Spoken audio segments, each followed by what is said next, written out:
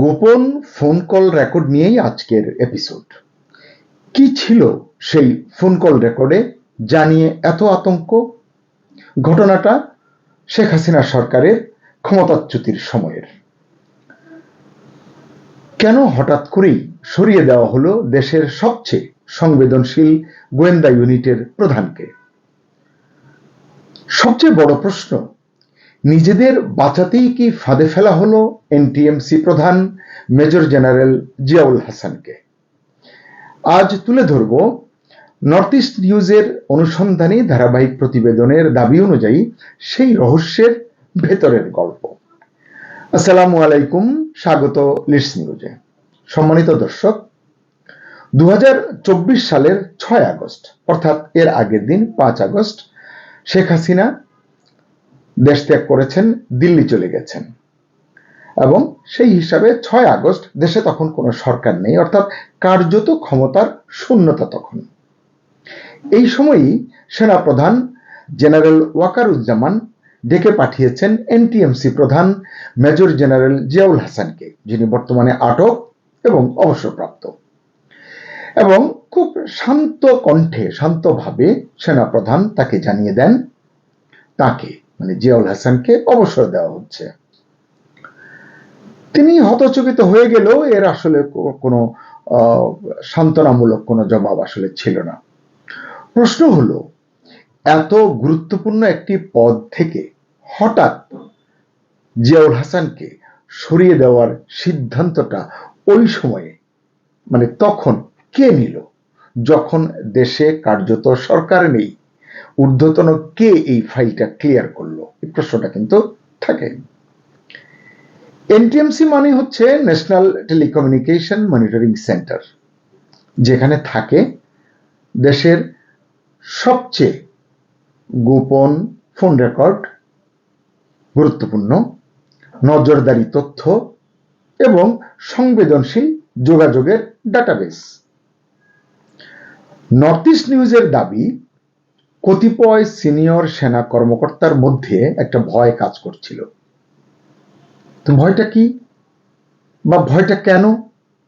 ভয়টা এই জন্যে যে তাদের নিজেদের মধ্যেকার ফোন আলাপ, কারো কারো, সকলের নিশ্চয়ই নয়, নিজেদের মধ্যেকার যোগাযোগ, মানে তাহলে নিশ্চয়ই ওই ফোন আলাপ, ওই যোগাযোগ আপত্তিকর, বিপজ্জনক, পরিকল্পনা করে কোনো ধরনের ষড়যন্ত্রমূলক হতে পারে। তা না হলে কেন ভয় পাবেন তারা? এখানেই আসলে প্রশ্নটা ওঠে যে আচ্ছা, এমন কিছু কি রেকর্ড হয়েছিল যেটা শেখ হাসিনাকে মানে তৎকালীন প্রধানমন্ত্রীকে ক্ষমতা থেকে সরানোর পেছনে সক্রিয় কাজ করছিল, সক্রিয়ভাবে, অথবা বড় কোনো ষড়যন্ত্রের ইঙ্গিত দিচ্ছিল? এবং যদি সেই রেকর্ড বাইরে আসে, তাহলে কি তারা নিজেরাই মানে যারা এই কথাগুলো বলেছেন নিজেদের ভিতরে, তারা আইনের মুখোমুখি হবেন, হতে বাধ্য হবেন, ফৌজদারি মামলায় জড়িয়ে যেতে পারেন, এরকম আতঙ্ক? তা না হলে কেন? এই প্রশ্নটি নিশ্চয়ই আপনাদের মনেও যাচ্ছে। অনুসন্ধানী প্রতিবেদনের ভাষ্য হচ্ছে যে আসলে এখান থেকেই বা এই প্রশ্ন থেকেই সন্দেহের সূচনা বা শুরু। এনটিএমসি প্রধান জিয়াউল হাসানই কি তাহলে হয়ে উঠেছিলেন ওই কতিপয় সেনা কর্মকর্তার জন্য সবচেয়ে বড় ঝুঁকি, বড় হুমকি? কারণ তার কাছে সবকিছু, তিনি যদি এগুলো ফাঁস করে দেন তাহলে তাদের জন্য বিপদ আসতে পারে, এরকম একটি বিষয়। অতএব 6 আগস্ট শুরুতেই বললাম, সেনাপ্রধান তাকে ডেকে অব্যাহতির বা অবসরের বার্তা দিলেন। তার মানে 6 আগস্ট মিলে গেল জোরপূর্বক অবসর, বাধ্যতামূলক অবসরও বলতে পারেন। এবং ঠিক তার পরের রাত মানে পরদিন রাতে মানে 7 আগস্ট ডিজিএফআই এর একটি দল, মানে ডিজিএফআই এর সিটি ইন্টেলিজেন্স ব্যুরোর কাউন্টার টেরোরিজম ইউনিটের ব্রিগেডিয়ার তানভীর আহমেদ সিদ্দিকের নেতৃত্বে, যিনি বর্তমানে সামরিক হেফাজতে রয়েছেন, মেজর জেনারেল হাসানকে তার বাসা থেকে তুলে নিয়ে যায়, মানে জিয়াউল হাসানকে তার বাসা থেকে তুলে নিয়ে যায়। কোথায় নিয়ে যায়? তাকে নিয়ে যাওয়া হয় ক্যান্টনমেন্টের নির্ঝর এলাকায়, যেখানে ডিজিএফআই এর মেস রয়েছে। সেই মেসের একটি কক্ষে, সম্ভবত 604 নম্বর কক্ষে তাকে নিয়ে যাওয়া হয়। এখন দেখা যাক সেখানে কি হয়েছে।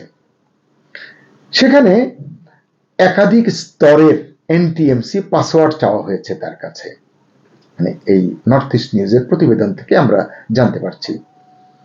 তার কাছ থেকে সংবেদনশীল ডাটায় অ্যাক্সেস পাওয়ারও চেষ্টা করা হয়েছে, কিন্তু নর্থ ইস্ট বলছে তাদের এই চেষ্টা সফল হয়নি। মানে ডিজিএফআই এর যে কাউন্টার টেরোরিজম ইন্টেলিজেন্সের যে টিমটা নিয়ে গেছে তাকে, তাদের চেষ্টা সফল হয়নি। মানে তারা এই যে পাসওয়ার্ড চাচ্ছিল, অ্যাক্সেস চাচ্ছিল, সেটি তারা করতে পারেনি। কারণ কি? কারণ হচ্ছে না দেবার বিষয়ে অনড় ছিলেন এনটিএমসি প্রধান, মানে তৎকালীন জিয়াউল হাসান। অন্যদিকে একদিন বা দুদিন পরেই মিডিয়ায় ছড়িয়ে দেওয়া হয় মেজর জেনারেল জিয়াউল হাসান দেশ ছাড়ছিলেন। দেশ ছাড়ার সময় হযরত শাহজালাল আন্তর্জাতিক বিমানবন্দরে ইমিগ্রেশন কর্তৃপক্ষের হাতে আটক হয়েছেন। এটিও নাটক বলে দাবি করছে নর্থ ইস্ট নিউজ। এর এক সপ্তাহ পর 15 আগস্ট সন্ধ্যায় জিয়াউল হাসানকে ঢাকা পুলিশের গোয়েন্দা শাখা, মানে ডিবি, যেটা ডিটেকটিভ ব্রাঞ্চ, তার কাছে হস্তান্তর করা হয় এবং তার বিরুদ্ধে গুম ও হত্যার একাধিক অভিযোগ আনা হয়। নর্থ ইস্ট নিউজ লিখছে 2009 থেকে 2014 সালের মধ্যে major general Hasan rapid action ব্যাটালিয়নে, মানে যেটাকে র্যাব আমরা বলি, এর অপারেশনসের উপপরিচালক ছিলেন তিনি। গোয়েন্দা পরিচালক হিসেবে একসময় দায়িত্ব পালন করেছেন এবং অতিরিক্ত মহাপরিচালক হিসেবেও তিনি দায়িত্ব পালন করেছেন। এই লম্বা সময় দায়িত্ব পালন করতে গিয়ে তিনি বাংলাদেশে বিদেশি বিচ্ছিন্নতাবাদী কার্যকলাপে জড়িত যেসব ব্যক্তি, সংগঠন, সংস্থা এবং বিশেষ করে উলফার কার্যকলাপ, এগুলো নির্মূলে তিনি ভূমিকা রেখেছিলেন, চেষ্টা করেছিলেন, নেতৃত্ব দিয়েছেন জিয়াউল হাসান। এবং বলা হচ্ছে যে বরখাস্ত হওয়া সেনা কর্মকর্তা লেফটেন্যান্ট কর্নেল হাসিনুর রহমান, মানে এর আগেও আমরা একটা কন্টেন্টে জেনেছি যে বিচ্ছিন্নতাবাদী গোষ্ঠীর সঙ্গে তার যোগসূত্র রয়েছে, এরকম অভিযোগ আছে। জিয়াউল হাসান এইরকম একটি বিচ্ছিন্নতাবাদী গোষ্ঠীর সঙ্গে হাসিনুর রহমানের যে যোগসূত্র রয়েছে, এ সংক্রান্ত তদন্ত তিনি করেছিলেন, তদন্তে অগ্রণী ভূমিকা পালন করেছিলেন। এর মধ্যে বেশ কয়েকটি বিদেশি বিচ্ছিন্নতাবাদী গোষ্ঠী, পাকিস্তানের আইএসআই এবং মার্কিন সামরিক গোয়েন্দা সংস্থার সঙ্গে যোগাযোগ রক্ষা করে চলত বলে জানাচ্ছে নর্থ ইস্ট নিউজ। আসলে এই নেটওয়ার্কের সঙ্গে যুক্ত কিছু কর্মকর্তার চক্ষুশূল হয়ে ওঠেন জিয়াউল হাসান। গত বছরের 22 সেপ্টেম্বর জিয়াউল হাসানকে নেওয়া হয় ঢাকার ধানমন্ডি এলাকার একটি সেফ হাউসে।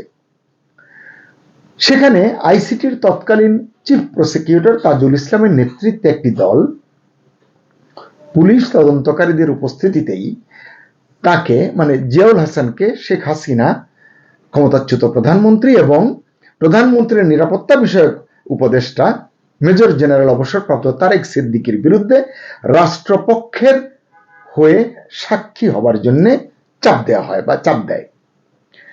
রাষ্ট্রের সংবেদনশীল তথ্য আদায়ে বলপূর্বক চেষ্টা করা হয়। আপনারা বুঝতে পারছেন বলপূর্বক চেষ্টা করা মানে কি? তাকে বলা হয় রাষ্ট্রের পক্ষে সাক্ষী হয়ে যান শেখ হাসিনা এবং মেজর জেনারেল অবসরপ্রাপ্ত তারেক সিদ্দিকীর বিরুদ্ধে আপনি সাক্ষ্য দিন। এজন্য তাকে প্রলোভন দেওয়া হয়। কি প্রলোভন? বিদেশে নিরাপদে স্থানান্তরের ব্যবস্থা, মানে পুরোপুরি সেফ লাইফ, সেফ এক্সিট, কোনো ঝুট ঝামেলা নেই। আর যদি না মানলে পরিবারকে হুমকি দেওয়া হয়। তার স্ত্রীকে দুর্নীতি মামলায় জড়ানোর, গ্রেফতারের হুমকি দেওয়া হয়। ছেলেদের চাকরিচ্যুতি এবং গ্রেফতারের হুমকি দেওয়া হয়। বলা হয় রাজি না হলে তার সন্তানরা অনাথ হয়ে যাবে বা যেতে পারে। নর্থ ইস্টের দাবি মেজর জেনারেল হাসান আটক এবং অবসরপ্রাপ্ত বা বরখাস্ত যাই বলি না কেন, মেজর জেনারেল হাসান এই প্রস্তাবটাও প্রত্যাখ্যান করেছেন। অনেক চেষ্টা করে তাকে রাজি করাতে না পেরে শেখ হাসিনার সাথে একটি অসম্পূর্ণ ফোনালাপের নির্বাচিত অংশ, মানে তার সম্পাদনা করে রেকর্ড করে তাকে প্রধান অভিযুক্ত করা হয়। এরকম দু একটি ক্লিপ কিন্তু আমরা অনেকেই শুনেছি সোশ্যাল মিডিয়ায়।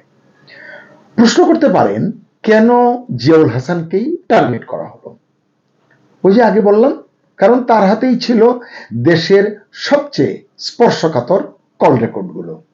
যোগাযোগের যে ডাটাবেসগুলো নিয়ে সমস্যা হতে পারে, যারা নিজেদেরকে ক্ষমতাচ্যুতির পেছনে সক্রিয় রেখেছিলেন বলে ধারণা করা হয় বা অভিযোগ করা হয় তাদের। আর যদি সত্যিই সেখানে আপনার থেকে থাকে কোনো গোপন পরিকল্পনার ইঙ্গিত বা ষড়যন্ত্রের ইঙ্গিত, কোনো অভ্যন্তরীণ আপত্তিকর সমন্বয়ের প্রমাণ, মানে এই কল রেকর্ডগুলোর মধ্যে, আর তাতে যদি জড়িয়ে যান কর্মকর্তাদের, মানে সেনা কর্মকর্তাদের কেউ কেউ, এই জন্যই কি আসলে সেই তথ্য হয়ে উঠেছিল তাদের জন্য সবচেয়ে বড় হুমকি এবং ঝুঁকিপূর্ণ হয়ে উঠেছিলেন জিয়াউল হাসান নিজে? বলা হচ্ছে, পেশাগত দায়িত্ব পালনকালে তিনি, মানে জিয়াউল হাসান, যাদের একাধিক অনিয়ম উন্মোচন করেছেন, তদন্তে সাক্ষী দিয়েছেন, যাদের বিরুদ্ধে সক্রিয় ছিলেন, যাদের অনিয়ম দুর্নীতি উদ্ঘাটন করবার জন্য, তারাই এখন নিজেদের বাঁচাতে প্রতিশোধের তাড়নায় জিয়াউল হাসানের ফাঁসি নিশ্চিত করার জন্য গোপন তৎপরতা অব্যাহত রেখেছেন। মানে যেভাবেই হোক জিয়াউল হাসানকে দৃশ্যপট থেকে সরিয়ে দিতে হবে, এটি বোঝা যাচ্ছে। নর্থ ইস্টের দাবি অনুযায়ী সেই গোপন কল রেকর্ডই হলো আসলে পুরো ঘটনার চাবিকাঠি। তার মানে কতিপয় সেনা কর্মকর্তার নিজেদের বাঁচানোর চেষ্টার অংশ হিসেবেই কি একজন গোয়েন্দা প্রধানকে সরিয়ে দেওয়া হলো বা চিরতরে সরিয়ে দেওয়ার চেষ্টা করা হচ্ছে, নাকি এর পেছনেও আছে আরো বড় কোনো অদৃশ্য খেলা? সত্যটা আসলে কি তা হয়তো এখনো অজানা। অজানা মানে আমরা জানি না, সাধারণ মানুষও জানেন না, কিন্তু এই ঘটনায় যারা জড়িত, এই ঘটনার যারা কুশীলব, তারা তো নিশ্চয়ই জানেন। এখন প্রশ্ন হচ্ছে যে কি করা হয়েছে সেই সংবেদনশীল কল রেকর্ড এবং ডাটা ইত্যাদি দিয়ে। কারণ জিয়াউল হাসান তো দৃশ্যপট থেকে সরে গেছেন, তিনি তো এখন কাস্টডিতে আছেন। এই জন্যই সুষ্ঠু নিরপেক্ষ তদন্ত কি যদি হয়, তদন্ত করা হয়, প্রকৃত ঘটনা উদ্ঘাটন কি সম্ভব হবে? মেজর জেনারেল অবসরপ্রাপ্ত জিয়াউল হাসানের ভাগ্যে আসলে কি অপেক্ষা করছে? প্রশ্নটা এমনও হচ্ছে যে তিনি কি শেষ পর্যন্ত ন্যায় বিচার পাবেন? এরকম অনেক প্রশ্ন আমাদের সামনে আসছে, কিন্তু উত্তর মিলছে না। সহসা উত্তর মিলবে কিনা সেটাও বলা যাচ্ছে না। তবে আমরা উত্তর আশা করি কার কাছে? সংশ্লিষ্ট কর্তৃপক্ষের কাছে, সরকারের সংশ্লিষ্ট যারা আছেন তাদের কাছে। একই সঙ্গে বলতে চাই, আলোচ্য প্রতিবেদনের কোনো তথ্য নিয়ে দ্বিমত থাকলে গ্রহণযোগ্য সন্তোষজনক তথ্য প্রমাণ দিয়ে দেশের মানুষের বিভ্রান্তি যেন দূর করা হয়।